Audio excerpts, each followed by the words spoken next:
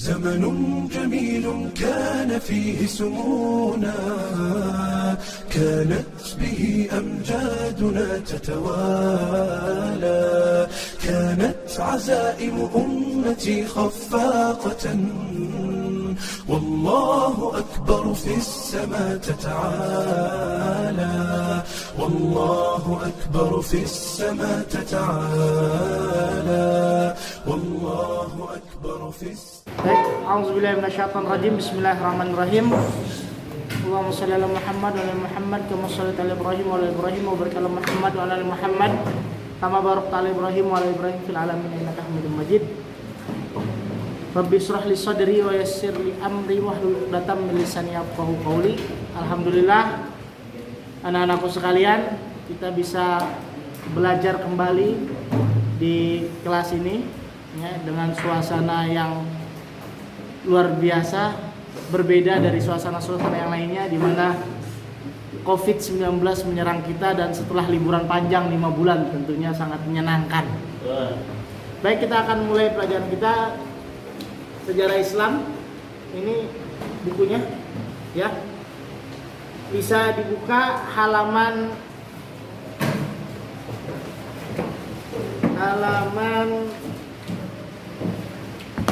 1, bab 1. Silakan dibuka.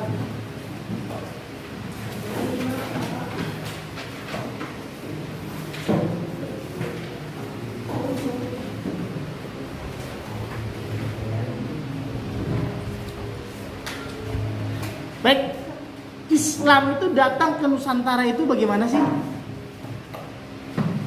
Bagaimana caranya? Lewat perdagangan. Jadi para pedagang dari Timur Tengah sana itu datang ke Indonesia, niatnya pertama untuk jual beli. Mereka bawa kain, mereka bawa mungkin kerajinan-kerajinan dari Timur Tengah, dari Eropa, dari Turki sana. Kemudian datang ke Indonesia, mereka jual barangnya ke Indonesia dan pulangnya bawa rempah-rempah, cengkeh, kapulaga, kemudian biji pala yang memang tidak tumbuh subur kecuali di Indonesia, di Sumatera gitu. Kapan bermulanya? Bermulanya ada 2 pendapat Islam masuk Indonesia. Jadi Ustadz, mohon maaf ini ya, Ustadz tidak bisa nulis di papan tulis sana karena kakinya lagi keseleo, terkilir, dan sakit sekali kemarin di sana. Sakit sekali untuk bisa berdiri, sakit sekali. Jadi Islam masuk Indonesia itu ada 2 pendapat. Pendapat pertama adalah Islam masuk Indonesia abad ke-7. Itu pendapat yang pertama. Pendapat yang kedua itu abad ke-13. Yuk kita mulai dulu. Sekarang Ustaz mau tanya, ini tolong dicatat. Nabi Muhammad SAW lahir tahun berapa? 500? Sekitar 570 Masehi. Berarti abad keberapa? Abad ke-6. Diangkat menjadi Rasul tahun 610 Masehi, abad ke-7. Dan ini ya, wafat pada tahun 600 berapa tuh? 32 atau 33 Masehi. Abad keberapa Rasul wafat? Abad ke-7. Setelah itu digantikan oleh Khulafaur Rasyidin dan terjadi perluasan Islam yang sangat luar biasa di zaman Umar bin Khattab, di mana Sa'ad bin Abi Waqqas menjadi panglima perang dikirim oleh Umar bin Khattab untuk menaklukkan Persia. Persia adalah sebuah kerajaan tangguh yang kalau sekarang mungkin seperti Rusia. Gak ada orang berani ngelawan. Pasukan Sa'ad bin Abi Waqqas itu membawa pasukan sekitar 30.000 orang melawan pasukan Persia yang jumlahnya lebih dari 200.000, ada yang bilang 240.000. Ini panglima perang Persia Rustum bingung. Ini orang ini kalau hitung-hitungan matematis udah pasti pada mati ini. Tapi kenapa masih berani ngelawan kita yang jumlahnya lebih banyak? Apa yang membuat mereka berani? Rustum sempat bingung juga. Makanya terjadi perdebatan kalau tidak salah sampai 3 bulan. Surat menyurat antara Persia dan pasukan muslim. Umat muslim cuma bilang begini, kami hanya ingin Anda memeluk Islam, masuk Islam. Maka kerajaan tetap milik Anda, wahai Rustum, Anda tetap jadi panglima perang. Gak ada yang kami rebut, kami cuma pulang habis itu. Habis kalian mengucapkan 2 kalimat syahadat, maka kami pulang. Sudah selesai. Tapi mereka nggak mau. Yazdajir 3 nggak mau. Akhirnya saat Abi Waqqas dengan pasukannya menyerang dan peperangan terjadi dengan sangat sengit. Alhamdulillah singkat cerita pasukan muslim bisa menang. Kan ceritanya sudah ya di kelas 8. Sudah kan itu ceritanya? Sudah berkali-kali. Baik, sebelum kita mulai lebih dalam lagi antara sebentar. Berarti Islam masuk abad ke-7 itu adalah Islam masuk di zaman Rasul bisa saja masih hidup atau Rasul baru saja wafat. Karena abad ke-7 itu adalah abad di mana Khulafaur Rasyidin hidup, Abu Bakar, Umar, Utsman, Ali. Dan zaman dinasti Umayyah di mana Muawiyah bin Abu Sufyan, kemudian Yazid bin Muawiyah itu mendirikan sebuah daulah Umayyah. Kita lanjut lagi. Tolong dibuka halaman 3. Halaman 3 dibuka. Coba perhatikan gambar di halaman 3 itu kira-kira gambar apa sih? Indonesia. Oke, boleh. Apa lagi? Gambar apa lagi? Peta apa? Benua Asia. Terus? Jalur perdagangan.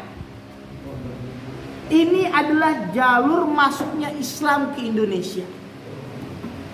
Dimulai berkembang dari Mekah ke Madinah, kemudian menyebar ke Damaskus. Dari Damaskus menyebar ke seluruh penjuru.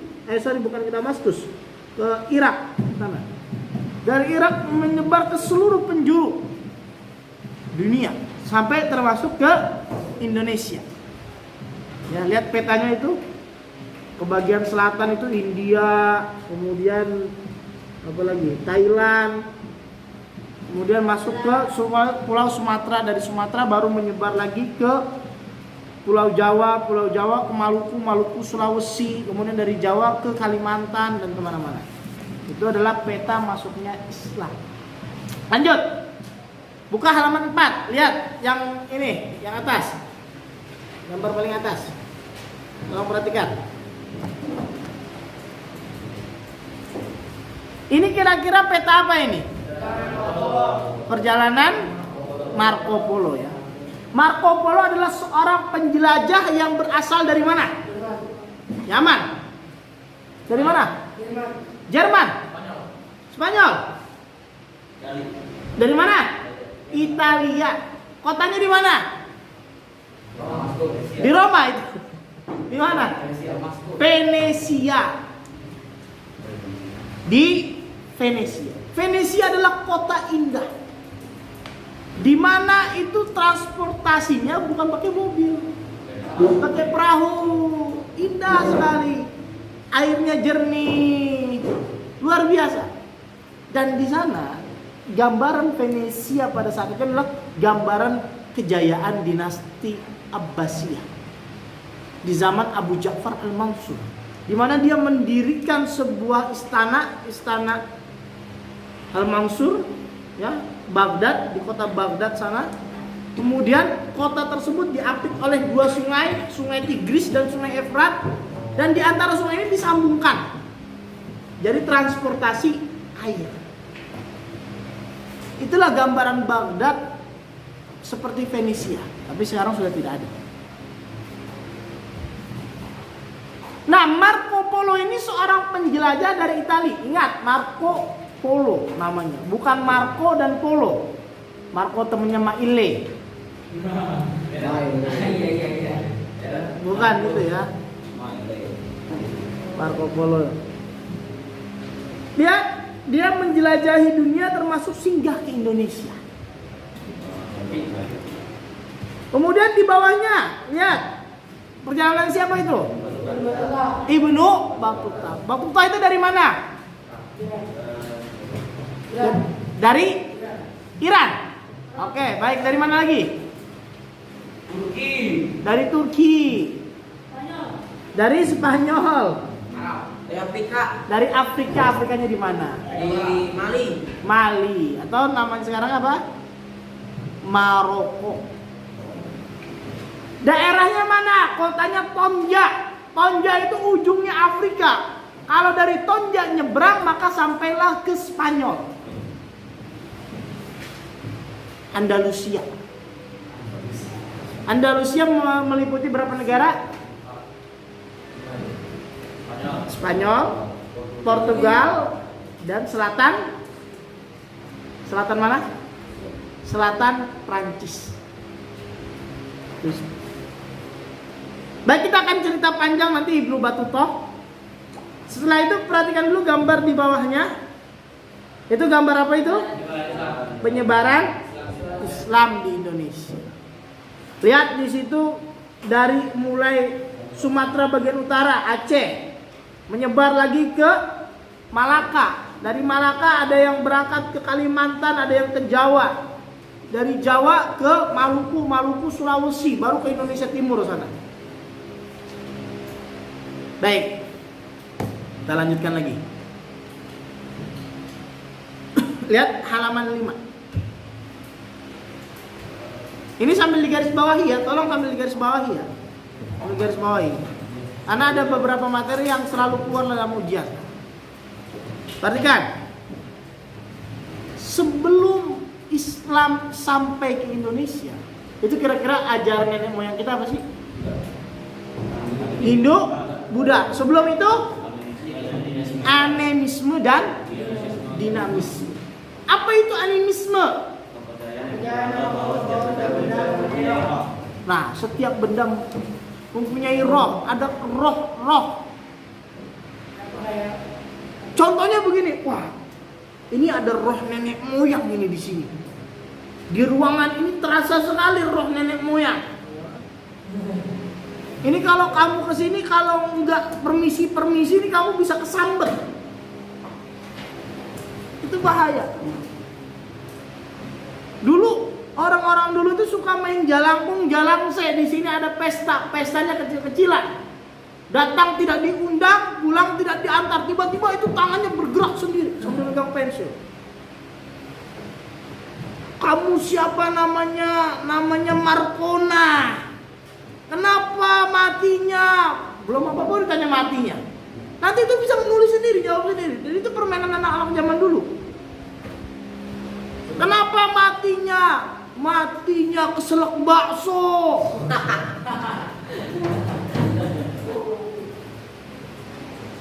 Itu animisme. Ada lagi dinamisme. Dinamisme itu apa? Benda-benda mempunyai kekuatan. Ada yang punya cincin, ada kodamnya. Baik, kita lanjutkan lagi. Dan kepercayaan ini sama persis sama kepercayaan penduduk primitif di Afrika dan di mana-mana ya.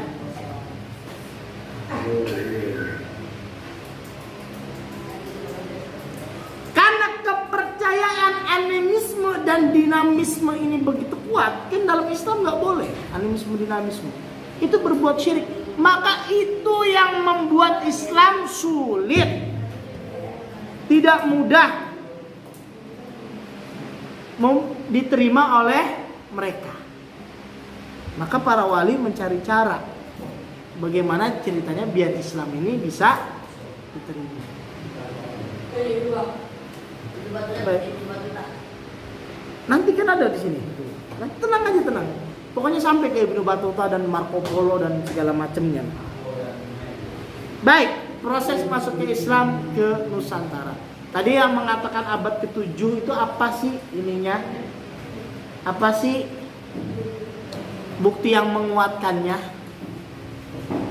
Maka Islam masuk abad ke-7, itu abad pertama ketika Rasul sudah diangkat menjadi Rasul. Kemudian bisa jadi apakah Rasul masih hidup, Islam sudah sampai, ataukah Rasul sudah wafat baru Islam sampai lewat perluasan-perluasan yang dilakukan oleh Umar bin Khattab dan dinasti Umayyah. Pertama adalah catatan kerajaan Cina.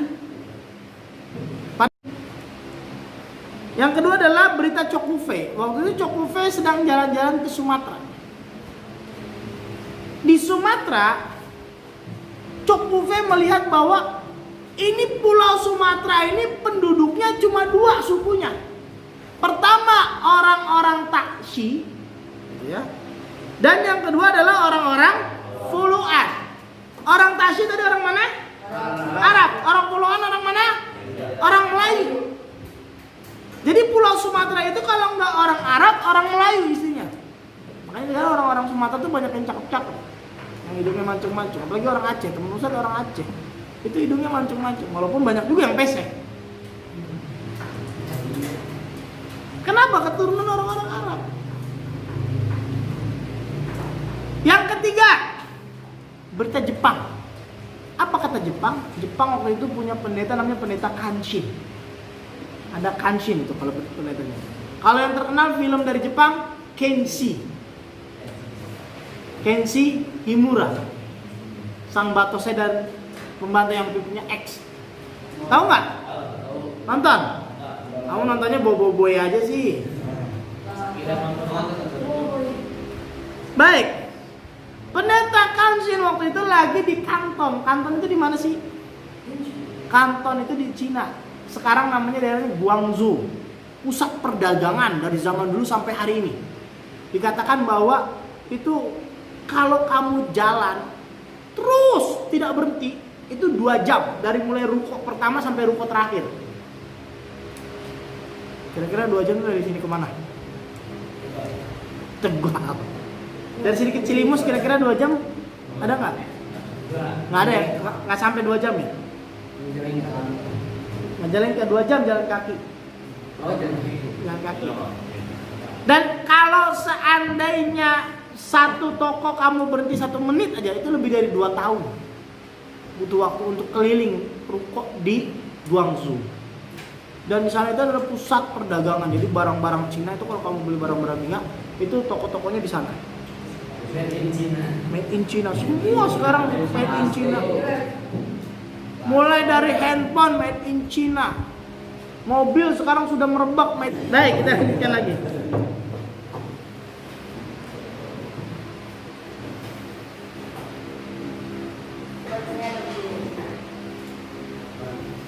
Di Kanton katanya, itu isinya banyak orang pose dan di India dia ketemu sama Raja India.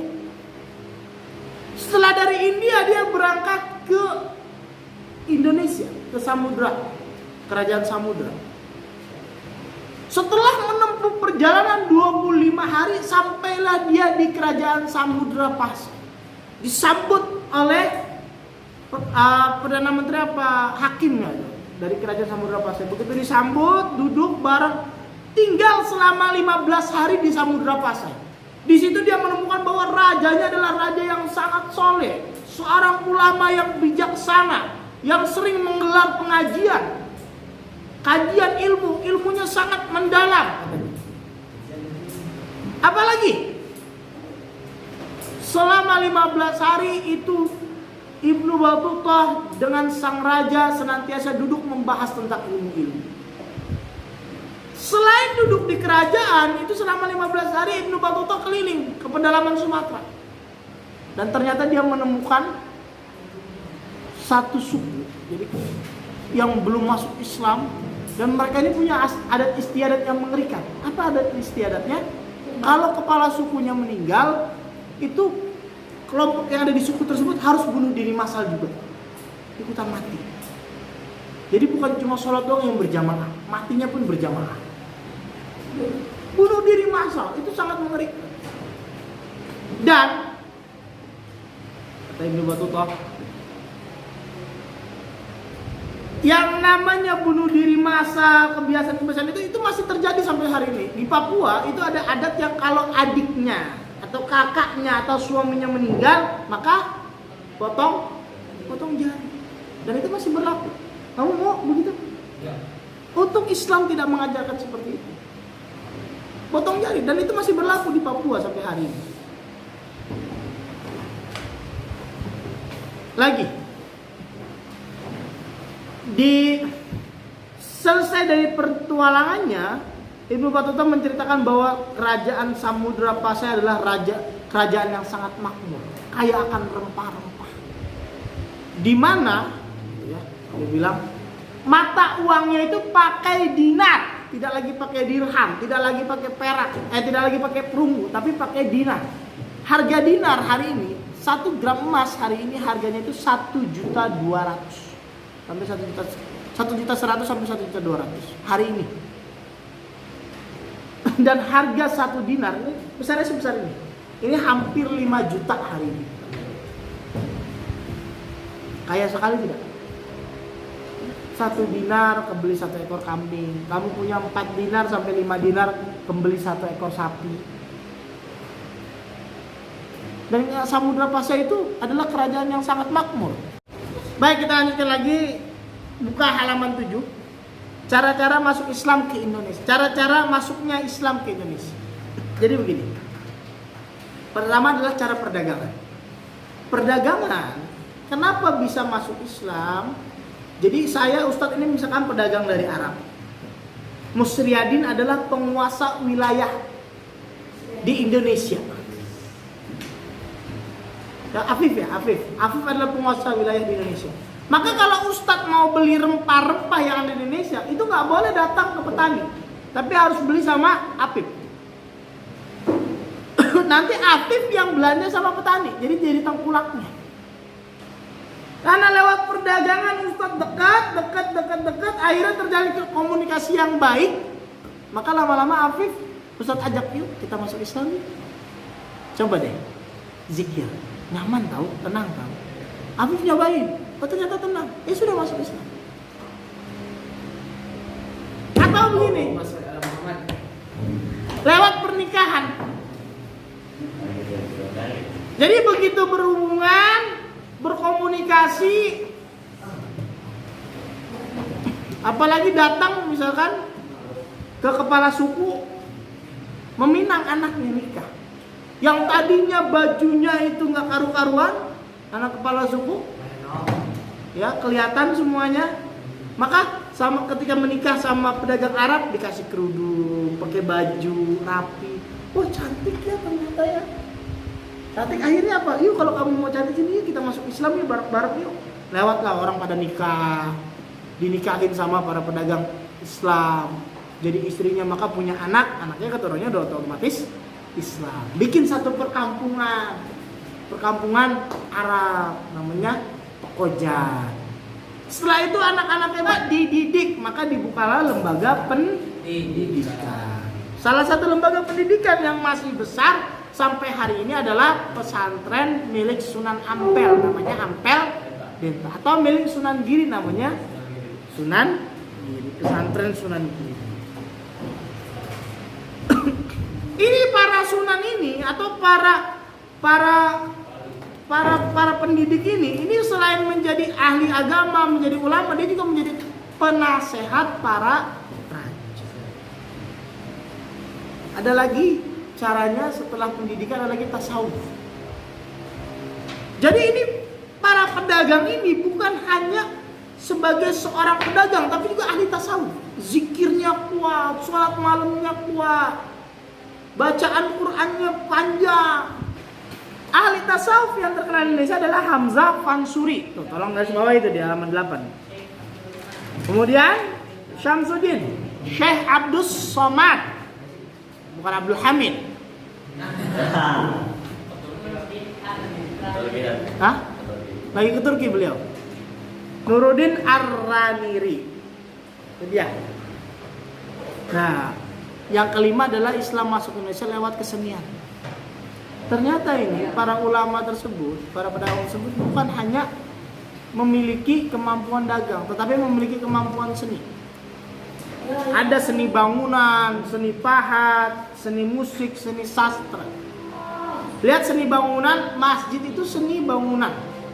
Sampai sekarang bangunannya begitu kan, nyeni kan, selalu bentuknya seperti bangunan-bangunan di Timur Tengah. Seni pahat, apa seni pahat coba? Kaligrafi yang pakai batu, kayu. Kayu. Ya, kaligrafi yang pakai kayu. Kemudian ada lagi seni musik, lagu lil-ilir gitu ya. Itu dulu itu lagu-lagu itu ramai sekali. Sekarang orang lagu-lagu lil-ilir nggak ada yang tahu. Ganti sama Buju Galak. Terus apa lagi tuh? Yang ramai malah lagu dangdut, Pia Palen, Nela Karisma, Ayu Ting Ting. Tontonan yang ramai Raffi Ahmad. Itu Baim Wong. Ngevlog beli mobil miliaran, itu settingan semua tuh, jangan percaya itu. Sastra. Nah, salah satunya yang bisa menyatukan seni dalam dakwah adalah Sunan Bonang. Apa lagi? Sunan Kalijaga atau Raden Syarif Hidayat. Apa yang beliau lakukan? Beliau membuat sebuah bioskop nasional. Tapi bukan 21, bukan XX1, melainkan pagelaran, di mana di situ tokoh-tokohnya itu punya senjata sakti. Apa namanya? Panah Kalimasada. Yang kalau panah itu sudah dilepaskan dari busurnya itu pasti kena musuh. Cuma harus baca jampe-jampenya. Apa baca jampe-jampenya? Jampe-jampenya adalah kalimat saya. Apa itu? Asyhadu an la ilaha illallah wa asyhadu anna Muhammadar Rasulullah. Ayo kita lawan dia. Ini panah kalimat sadanya sudah keluar. Gitu ya? Jauh ya. Baca bareng-bareng ya jampe-jampenya ya. Asyhadu an la ilaha illallah wa asyhadu anna Muhammadar Rasulullah. Diikuti sama penonton. Dilepas, kena musuhnya, orang itu kalah semua sorak-sorai. Yang Hindu, yang Buddha ikut ucapan syahadat. Mereka nggak tahu itu apa bacanya. Yang penting baca. Kena musuhnya. Gitu. Yang Hindu, yang Buddha syahadat. Yang animisme, yang dinamisme syahadat semua. Mereka nggak sadar. Yang penting syahadat dulu. Nah, baru dimasukkan cerita-cerita Islam. Setelah itu orang tertarik masuk Islam. Itu Sunan Kalijaga. Makanya pewayangan bagus, tapi kalau materinya bagus. Sekarang kan sering diplesetin. Baik, kita lanjut lagi ke perkembangan Islam di Indonesia. Ini di garis bawahi nggak ini? Ya,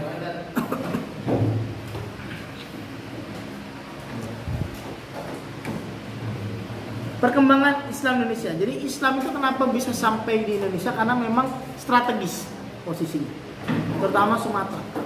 Dia itu menjadi jalur transit pedagang dari Timur Tengah, dari Eropa menuju Cina atau sebaliknya.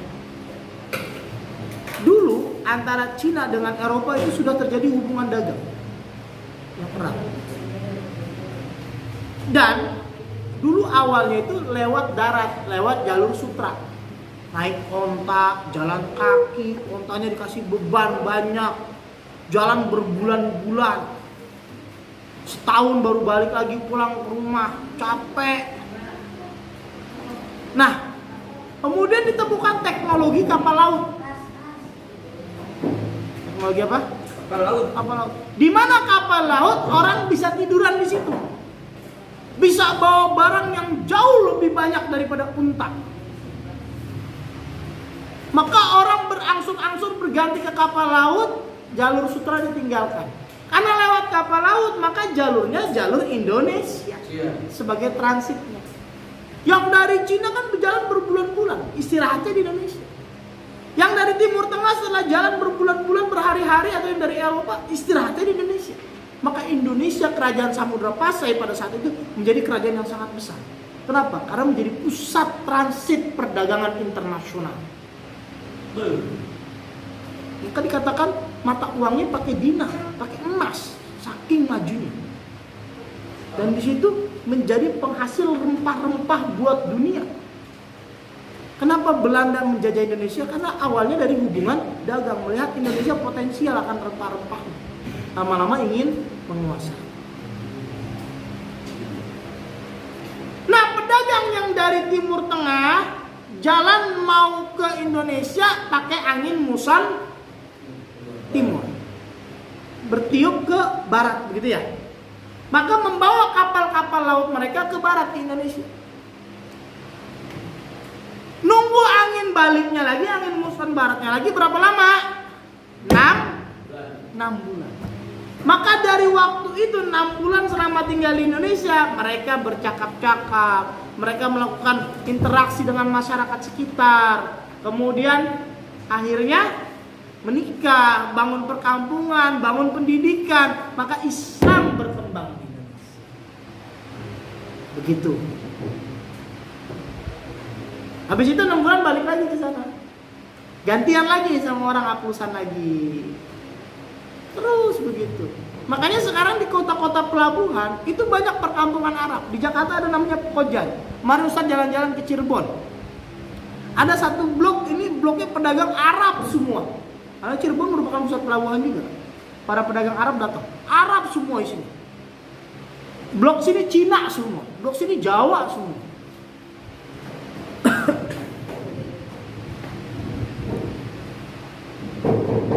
Baik, perhatikan buka halaman 9. Insyaallah satu bab selesai.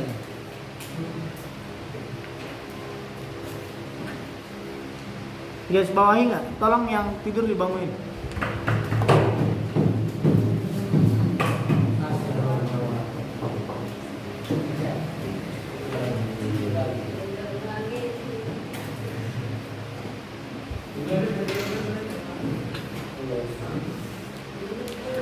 Lihat, ada beberapa faktor yang membuat Islam mudah diterima. Pertama apa?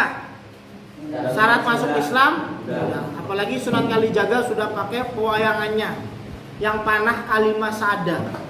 Asyhadu alla ilaha illallah, biarpun orang sudah tidak ngerti artinya tapi sudah lancar mengucapkannya. Akhirnya begitu masuk Islam sudah lancar. Nah, yang kedua apa? Islam tidak mengenal sistem kasta. Di sini kalau di Hindu Buddha ada apa kastanya?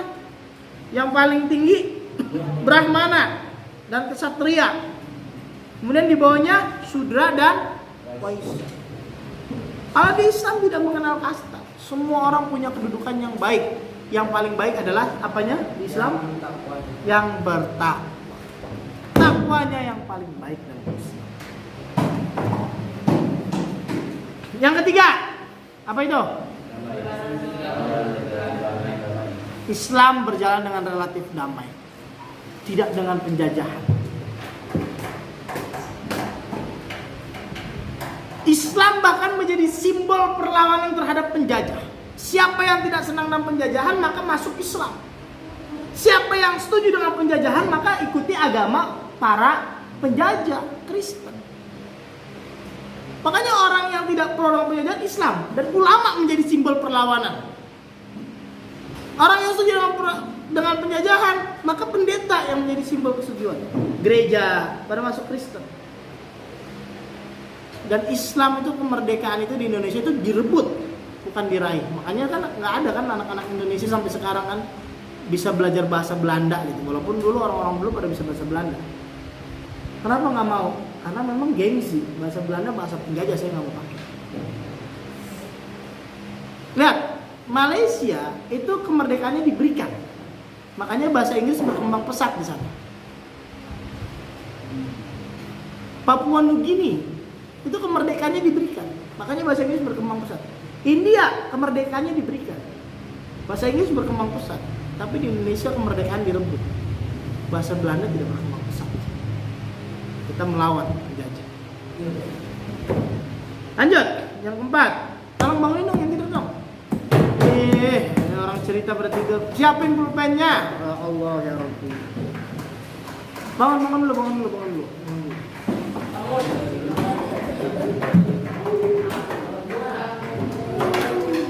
Yang keempat adalah sifat bangsa Indonesia yang ramah. Lihat, Kalau kamu keluar situ senyum sama orang pasti dibalas senyum. Ada satu lagi yang di situ ada seorang pemuda yang sangat fenomenal yang senyum terus kemana-mana.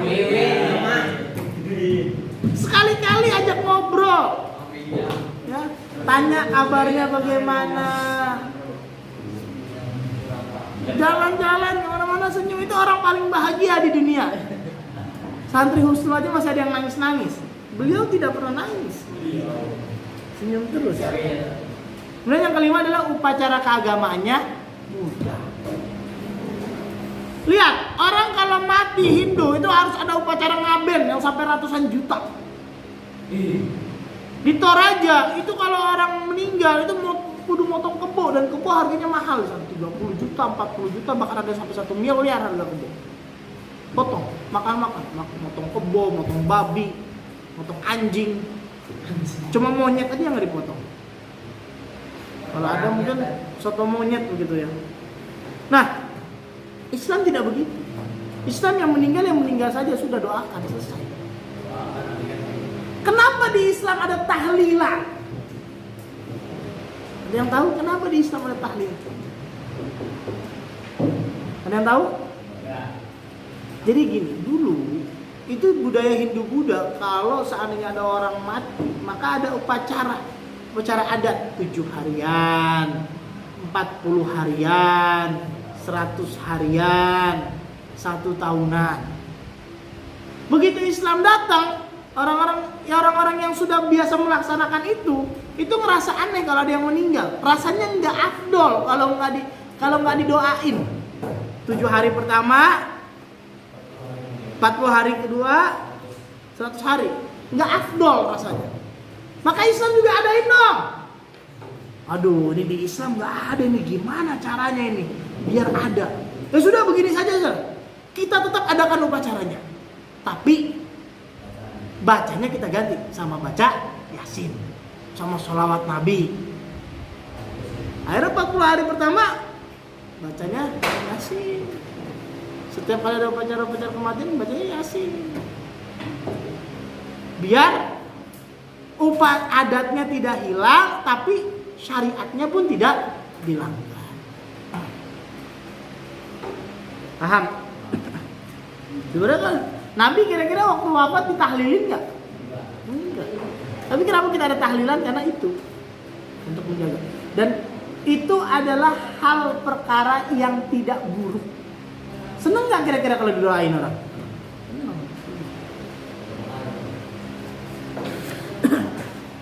Lanjut. Garis bawah itu. Bangun yang tidur. Ini diceritain malah jadi pada tidur ini. Dongeng ini. Lihat. Halaman 9 bagian bawah. 1 Pulau Sumatera. Jadi Islam masuk ke Sumatera pada abad ke-7. Kenapa abad ke-7? Karena di situ merupakan pusat perdagangan. Orang-orang di Timur Tengah sudah masuk Islam, maka pedagang-pedagang tersebut yang datang, yang biasa berdagang pada abad ke-7 pun menyebarkan agama Islam. Semua orang punya peranan. Yang pedagang menyebarkan agama Islam, yang guru menyebarkan agama Islam, yang ahli tasawuf menyebarkan agama Islam. Kita juga sebagai seorang murid harus punya peranan menyebarkan agama Islam. Bagaimana? Dengan belajar sungguh-sungguh. Karena besok 10 tahun kemudian, ini kira-kira orang-orang kafir, orang-orang PKI itu mendidik generasinya nggak untuk bisa menguasai negeri ini? Mendidik nggak? Mendidik. Mereka juga mempersiapkan generasi selanjutnya. Kalau seandainya kita tidak mempersiapkan generasi kita selanjutnya, maka negeri ini dikuasai sama PKI. Maka negeri ini dikuasai sama orang-orang kafir. Kamu dakwahnya adalah belajar sungguh-sungguhnya hari ini. Karena besok kamu akan menjadi pemimpin. Menjadi orang-orang besar, menjadi seorang yang menguasai negeri ini. Lanjut.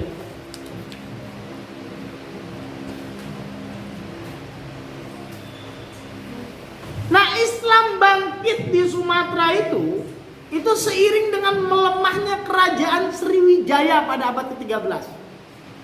Jadi di abad 13 Islam mulai berkembang di daerah pelabuhan, terutama di Aceh. Kerajaan Sriwijaya melemah, maka satu persatu wilayah Sriwijaya diambil sama kerajaan Islam. Sehingga Islam menjadi menyebar di seluruh penjuru Sumatera. Nanti dari kerajaan Sriwijaya, salah satu keturunan rajanya ada yang melarikan diri ke Singapura. Kemudian berjalan ke Semenanjung Malaya dan masuk Islam. Dan mendirikan kerajaan Malaka. Kerajaan Islam. Di mana kerajaan itu menjadi pusat perdagangan setelah Aceh tumbang. Dan di kerajaan tersebut nggak boleh orang jualan kecuali kalau agamanya Islam. Kapal-kapal dari internasional nggak boleh sandal kecuali kalau ente Islam. Mantap ya. Itu pemimpin seperti itu, mudah-mudahan kamu bisa begitu juga.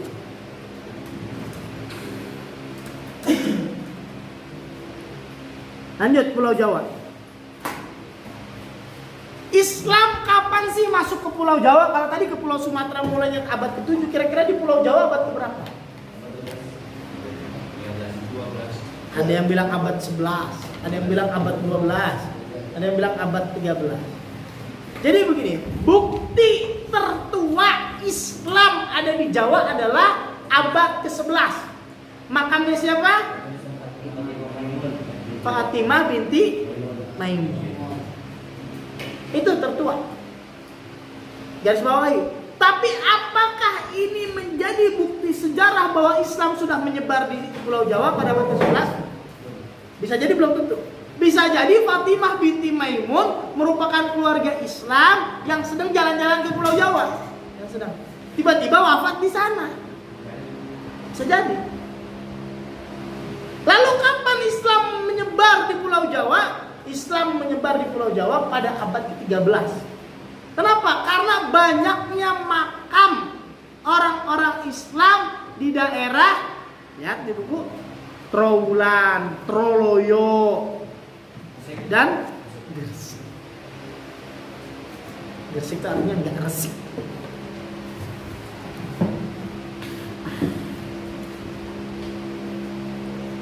Nah, kota-kota pelabuhan di Pulau Jawa itulah yang menjadi sentra pusat Islam.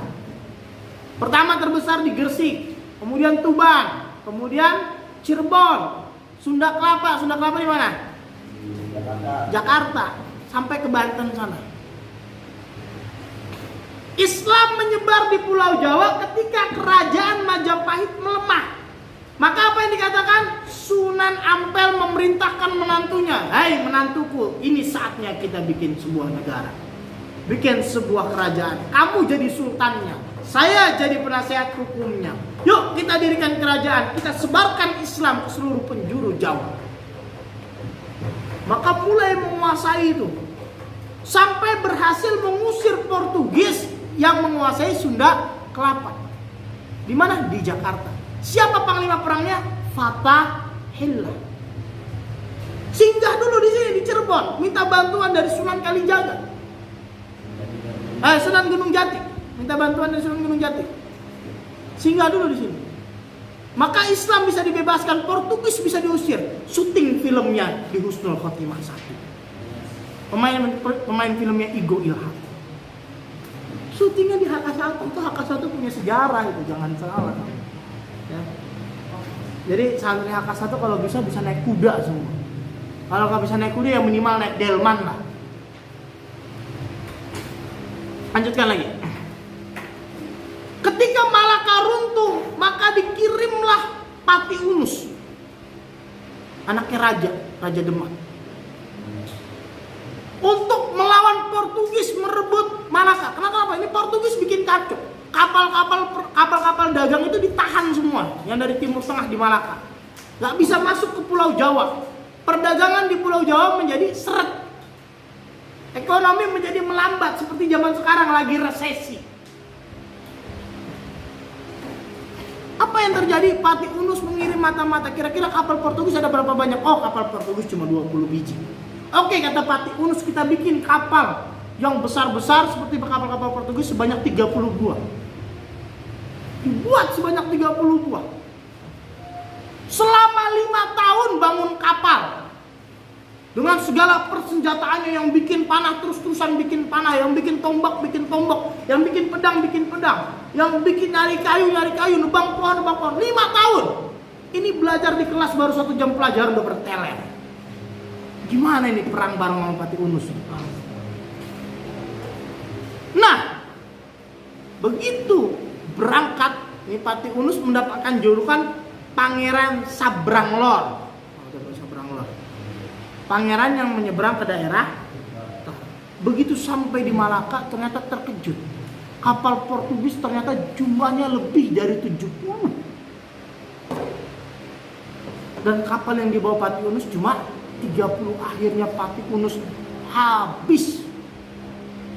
Kalah semua. Syahid Pati Unus di Malaka.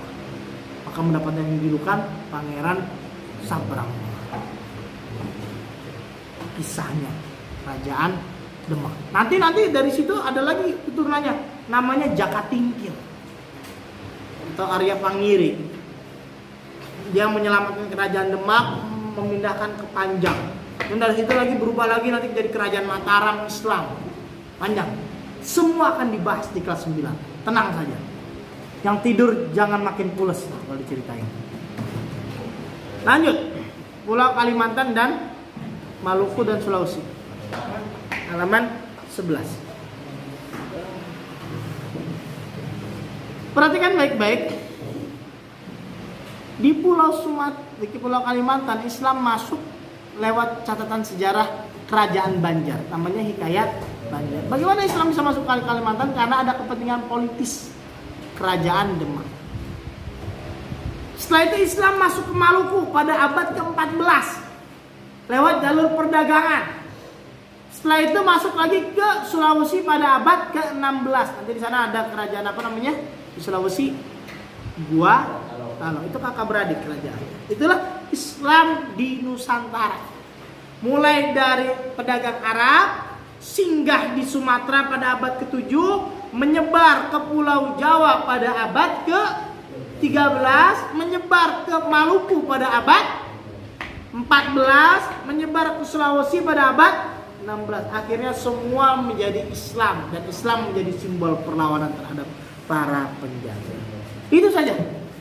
Selesai sudah 1 bab. Alhamdulillah. Pertemuan selanjutnya mulanya. زائر أمتي خفاقة والله أكبر في السماء تتعالى والله أكبر في السماء تتعالى والله أكبر في السماء تتعالى يكفي إذا كان الكريم بناصره قد بلغ الراجين فيه منالا لا ننهزم والله يسمع صوتنا والله جل جلاله يرعانا والله جل جلاله يرعانا زمن جميل كان فيه سمونا كانت به أمجادنا تتوالى كانت عزائم أمتي خفاقة والله أكبر في السماء تتعالى والله أكبر في السماء تتعالى والله أكبر في السماء تتعالى